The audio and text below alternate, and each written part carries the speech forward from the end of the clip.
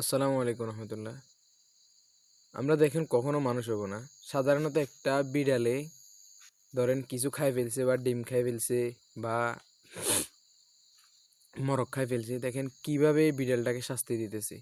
যখন আল্লাহ রসুল সাল্লাল্লাহু আলাইহি সাল্লামের লাশ মুবারক চুরি করতেছে, যখন বাদশাকে স্বপ্ন দেখানো হয়েছে, কিন্তু তারা চাইছিল ওই আল্লাহ রসুল সাল্লাল্লাহু আলাইহি সাল্লামের লাশ মুবারক যারা চুরি করতেছে তাদেরকে আগুনে পুড়ে মারার জন্য। কিন্তু আল্লাহ রসুল সাল্লাল্লাহু আলাইহি সাল্লাম স্বপ্নের যোগে দেখাইছে কোনো ফানি কিংবা কোনো মানুষকে কখনো আগুনে ফুটানি না মারার জন্য।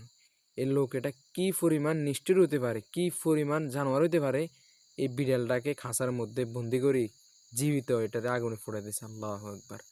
আজকে মানুষের মধ্যে মানুষত্ব নাই। যদি থাকতো এ পশু হোক ফানি হোক, কিন্তু তার মধ্যে তো জীবন আছে। এই বিড়ালটাকে কিভাবে আগুনের মধ্যে ফুটতেছে, যে এই কাজটা করতেছে তার যদি একটা আঙ্গুল ফুটে যেত পুরো শরীর ব্যথা করতো। আর দেখেন আজকে আল্লাহু আকবার, মানে বিড়ালটা কি পরিমাণ কষ্ট পাইতেছে। 6 মিনিট পর্যন্ত আগুনের মধ্যে এই বিড়ালটাকে ফুটেছে। আল্লাহ আল্লাহ আল্লাহ সবাইকে হেফাজত দান করেন। আমিন।